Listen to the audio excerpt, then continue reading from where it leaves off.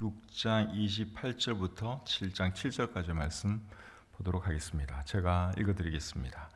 여호와께서 애굽 땅에서 모세에게 말씀하시던 날에 여호와께서 모세에게 말씀하여 이르시되 나는 여호와라. 내가 내게 이르는 바를 너는 애굽 왕 바로에게 다 말하라. 모세가 여호와 앞에서 아뢰되 나는 입이 둔한 자요니 바로가 어찌 나의 말을 들으리이까. 여호와께서 모세에게 이르시되 볼지어다 내가 너를 바로에게 신같이 되게 하였은즉 내 형 아론은 내 대언자가 되리니 내가 네게 명령한 바를 너는 내 형 아론에게 말하고 그는 바로에게 말하여 그에게 이스라엘 자손을 그 땅에서 내보내게 할지니라. 내가 바로의 마음을 완악하게 하고 내 표정과 내 이적을 애굽 땅에서 많이 행할 것이나 바로가 너희의 말을 듣지 아니할 터인즉 내가 내 손을 애굽에 뻗쳐 여러 큰 심판을 내리고 내 군대 내 백성 이스라엘 자손을 그 땅에서 인도하여 낼지라. 내가 내 손을 애굽 위에 펴서 이스라엘 자손을 그 땅에서 인도하여 낼 때에야 애굽 사람이 나를 여호와인 줄 알리라 하시매 모세와 아론이 여호와께서 자기들에게 명령하신 대로 행하였더라. 그들이 바로에게 말할 때에 모세는 80세였고 아론은 83세였더라. 아멘. 오늘 읽은 이 본문은 하나님께서 모세를 주의 종으로 불러 세우시는 내용입니다. 오늘 이 본문을 통해서 주의 종, 즉 사역자에 대해서 함께 생각해 보기를 원합니다. 오늘 읽은 이 본문을 잘 보시면 사역자에 대해서, 주의 종에 대해서 한 5가지 정도 우리가 배울 수 있습니다. 첫째는 주의 종은 하나님의 말씀을 전달하는 사람이다 하는 것이죠. 28절 29절 다시 한번 읽겠습니다. 여호와께서 애굽 땅에서 모세에게 말씀하시던 날에 여호와께서 모세에게 말씀하여 이르시되 나는 여호와라. 내가 네게 이르는 바를 너는 애굽 왕 바로에게 다 말하라. 하나님께서 모세에게 하라고 한 일이 뭡니까? 내가 내게 말하는 바를 애굽 왕에게 전달하라 하는 것입니다. 오늘날 주의 종들이 해야 하는 일도 하나님의 말씀을 사람들에게 전달하는 것이죠. 그래서 설교를 할 때는 자기 생각을 전하면 안 되고 항상 하나님의 말씀을 전해야 하는 것입니다. 이것이 주의 종들이 해야 할 첫 번째 일입니다.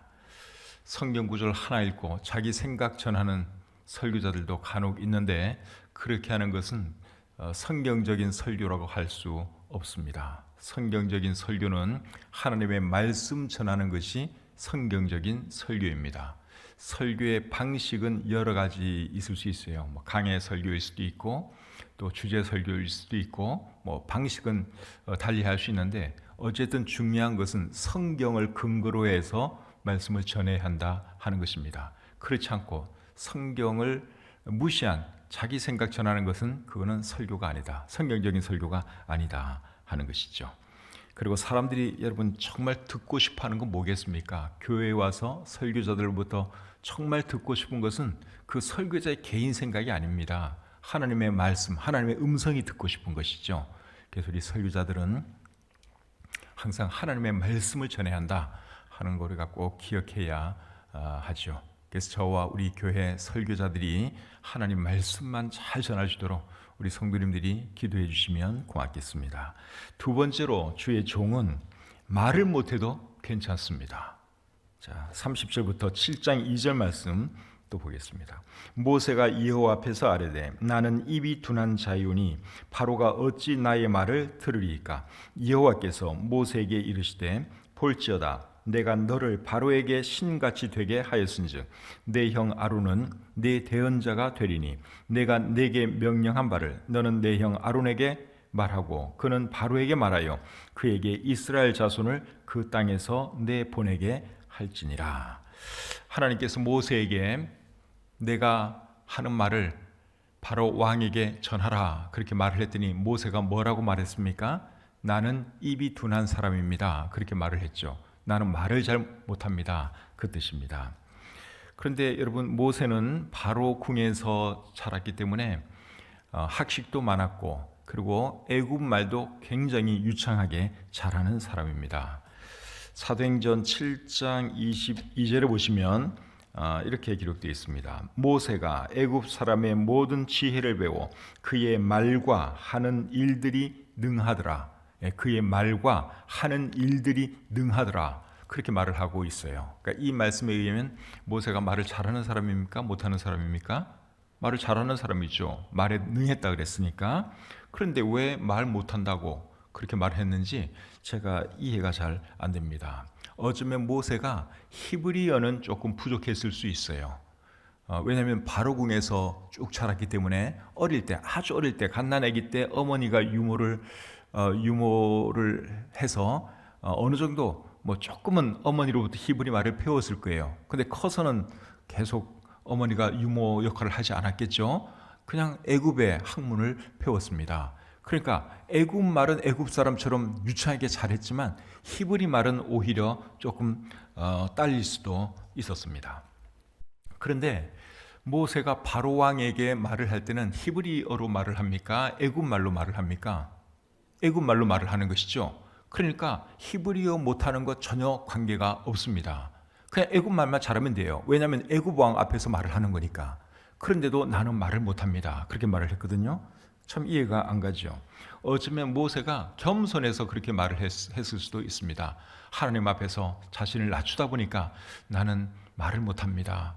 그렇게 겸손해서 말을 그렇게 했을 수도 있고, 아니면 정말 어떤 말에 대해서 컴플렉스를 가지고 있었을 수도 있습니다. 실제로 본인은 잘하지만 못한다고 느끼는 거죠. 그런 이제 컴플렉스를 가지고 있다 보면 나는 말을 못하는 사람이야, 그렇게 스스로 생각할 수도 있어요. 성경을 읽어보시면 예레미야 선지자도 모세와 비슷한 반응을 보인 것이 나와 있죠. 하나님께서 예레미야 선지자를 세우려고 했더니 예레미야가 뭐라 그런 줄 아십니까? 나는 아이라서 말을 할 줄을 모릅니다. 그렇게 말을 해요. 근데 예레미야서를 제가 읽어보면 예레미야가 말 잘합니다. 근데 왜 말 못한다 그랬는지 참 이해가 안 가지요. 예레미야 선지자도 어쩌면은 약간의 말에 대해서 실제로는 잘하는데 그냥 본인이 못한다고 그렇게 생각을 했을 수도 있습니다. 또 사도 바울 같은 경우에는 실제로 말을 탁월하게 잘하는 사람은 아니었던 것 같아요. 사도 바울에 대해서 고린도후서 10장 10절은 이렇게 기록하고 있습니다. 그들의 말이, 사람들의 말이, 그의 편지들은, 사도 바울의 편지들은 무게가 있고 힘이 있으나 그가 몸으로 대할 때는 약하고 그 말도 시원하지 않다 하니. 그러니까 사도 바울이 설교하는 것, 말하는 것을 들은 사람들의 평가가 뭔가 하면 말이 시원찮다는 거예요. 그런 힘이 있고 참 대단히 잘하는데 실제로 앞에서 말을 할 때는 참 시원찮네, 사람들이 그렇게 느꼈다는 것입니다. 근데 여러분, 말을 잘 못하는 사람도 하나님은 얼마든지 유능하게 쓰실 수 있다 하는 것이죠. 모세가 말을 잘 못한다 그러니까 하나님이 어떤 조치를 취해줬습니까? 네 형 아론 말 잘하지 않느냐? 네 형을 네 대변인으로 내가 세워주겠다, 그렇게 말을 하셨죠. 그리고 예레미야와 사도 바울도 하나님께서 정말 귀하게 쓰신 것을 우리는 잘 알고 있습니다. 그래서 여러분, 사역자가, 주의 종이 말을 잘하면 좋겠지만 말을 좀 못해도 하나님은 얼마든지 유능하게 쓰실 수 있다 하는 것을 우리가 알아야 합니다. 말 잘하는 것이 사역에 절대적으로 필요한 것은 아닙니다. 사역자가 말 잘하면 좋죠. 저도 사실 말 잘하는 사람 보면 굉장히 부러워요. 원고 안 보고 막 설교하는 분들, 그런 분들 보면 참 부럽다 하는 이런 생각을 합니다. 저는 항상 원고를 이렇게 보고 하거든요. 말 잘하는 사람 보면 솔직히 말해서 저도 부러워요. 그런데 말 좀 못해도 얼마든지 사역할 수 있다 하는 것이 오늘 이 본문이 우리에게 가르쳐주는 내용입니다. 고린도전서 4장 20절을 보시면 하나님의 나라는 말에 있지 아니하고 오직 능력에 있음이라, 그렇게 말씀하고 있습니다. 말 가지고 사역하는 게 아니라는 것입니다. 하나님께 주시는 능력으로, 하나님의 말씀의 권위로 사역을 하는 것이죠. 말 잘하는 사람은 자기 말기술을 의지하는 그런 경향이 있습니다. 말을 잘하다 보니까 그냥 뭐 대충 해도 뭐 원체 이 언변이 좋으니까 그 소위 말하는 말빨로 이제 버티려는 그런 생각을 할 수가 있습니다. 근데 말을 잘 못하는 사람은 어떻습니까? 저같이 말을 잘 못하는 사람은 잘하려고 노력을 합니다. 엄청 준비를 많이 합니다. 여러분들이 저를 볼 때 말을 잘한다고 생각하는지 말을 못한다고 생각하는지 제가 잘 모르겠지만 제가 이렇게 하는 건요, 철저한 준비에 의해서 하는 것입니다. 말을 잘 못하기 때문에 준비할 수밖에 없어요. 그러니까 준비하다 보면 이제 더 꼼꼼하게 준비할 수 있고, 그리고 또 설교도 말 잘하는 사람보다 오히려 준비된 설교를 하니까 더 잘할 수도 있다 하는 것이죠. 전도도 여러분 그렇지 않습니까? 전도도 말 잘하는 사람이 여러분 전도 잘하는 것 같습니까? 그렇지 않죠. 말 잘하면 전도 잘할 것 같죠. 근데 말 잘한다고 전도 잘하는 것이 아닙니다. 교회에서 여러분 보세요. 누가 전도 잘하나? 말하고 전혀 관계가 없어요. 보험 판매하는 것도 그렇습니다. 제가 우리 성도님들 이렇게 보험하시는 분들 이렇게 쭉 이렇게 지금 말고 그 전에부터 제가 교회 성도들 중에는 늘 보험하는 분들이 있으니까. 근데 어떤 분은요, 말 어눌하게 말해요. 제가 옛날에 섬겼던 교회에서 있었던 분인데 말을 어눌하게 말을 하세요. 보험하는 일을 하세요. 그런데 말 잘하는 그 동료 그분보다 훨씬 더 매출을 많이 올려요. 희한하죠. 보험 팔려면 말을 잘해야 될 것 같죠. 그런데 그게 그렇지가 않다는 것입니다. 말을 사람이 너무 잘하면 뭐처럼 보입니까? 어떻게 보면 사기꾼처럼 보일 수 있어요. 근데 말을 잘 못해도 진솔하게 다가가다 보면 그게 통하는 거예요. 그래서 아마 그분도 그래서 제가 볼 때 보험 일을 잘한 것이 아닌가 그렇게 생각이 듭니다. 전도도 그렇고 설교도 그렇습니다. 사역도 그렇습니다. 말 잘하면 좋은데 말 못해도 얼마든지 주의 일 할 수 있다 하는 것을 오늘 이 모세를 통해서 우리가 배울 수 있습니다. 세 번째로 주의 종은 일이 잘 안 돼도 실망하지 말아야 하고 거기에 하나님의 뜻이 있음을 알아야 합니다. 3절부터 5절 보겠습니다. 내가 바로의 마음을 완악하게 하고 내 표징과 내 이적을 애굽 땅에서 많이 행할 것이나 바로가 너희의 말을 듣지 아니할 터인즉 내가 내 손을 애굽에 뻗쳐 여러 큰 심판을 내리고 내 군대 내 백성 이스라엘 자손을 그 땅에서 인도하여 낼지라. 내가 내 손을 애굽 위에 펴서 이스라엘 자손을 그 땅에서 인도하여 낼 때에야 애굽 사람이 나를 여호와인 줄 알리라 하시매. 자, 이 말씀을 잘 보시면 하나님이 모세에게 어떤 말을 해 주셨는가 하면 바로가 네 말 안 들을 거다 그 말씀을 해 주셨어요. 그리고 그들이 말 안 들음으로 인해서 나는 그들에게 벌을 내릴 것이다. 이제 그런 말씀을 다 해 주셨습니다. 이런 말을 미리 해 주시는 이유가 뭘까요? 모세로 하여금 실망하지 않도록 하기 위해서 말을 해주는 것입니다. 이제 모세가 바로왕 앞에 찾아갈 것인데 바로가 말 안 들을 거 아닙니까? 근데 큰 그림을 보지 못하면 모세가 실망할 수 있어요. 하나님, 이렇게 되도록 나더러 이런 일 하라고 하신 겁니까? 그래서 내가 말 못한다고 말했고 내가 안 하려고 한 거 아닙니까? 모세가 이제 그렇게 나올 것을 아시고 하나님이 미리 다 보여주신 거예요. 네 말 안 들을 거다. 그래서 내가 그들을 벌할 것이다. 그러나 실망하지 말고 끝까지 하면 언젠가는 이스라엘 백성들을 가게 해줄 것이다. 이제 그렇게 하나님이 다 말씀을 해 주신 것이죠. 3절에 보시면 하나님이 바로의 마음을 완악하게 하셨다 하는 이런 말씀이 나오는데 하나님은 멀쩡한 사람 마음 완악하게 하시는 분은 아닙니다. 바로가 스스로 완악해진 것입니다. 그리고 하나님은 허락해 주셨죠. 허락해 주시는 이유는 뭡니까? 그들을 심판하시려고, 애굽 사람들 벌하시려고 하나님께서 그렇게 허락을 해 주신 것이죠. 사역을 하다 보면 사역이 잘 안 될 때도 있습니다. 사람들이 속 썩일 때도 있습니다. 그럴 때 사역자는 실망하면 안 됩니다. 하나님의 뜻이 또 다른 데 있을 수 있기 때문에 그렇습니다. 뜻대로 사역이 잘 풀리면 참 좋을 것 같은데 제가 목회를 해봐도 그렇지가 않습니다. 힘들 때 굉장히 많습니다. 또 사람들 속 썩일 때도 있고요. 정말 괴로울 때 많습니다. 그래도 사역하는 사람들은 실망하면 안 돼요. 하나님의 뜻이 있기 때문에 그렇습니다. 뜻이 있기 때문에 바로 같은 사람도 만나게 하는 것이고 참 힘든 사람도 만나게 하는 것이죠. 사도행전 8장에 보시면 예루살렘 교회에 큰 핍박이 임하죠. 교회가 시작된 지 얼마 되지도 않았는데 참 큰 핍박이 일어났습니다. 근데 그 핍박이 일어난 배경에는 어떤 하나님의 뜻이 있었죠?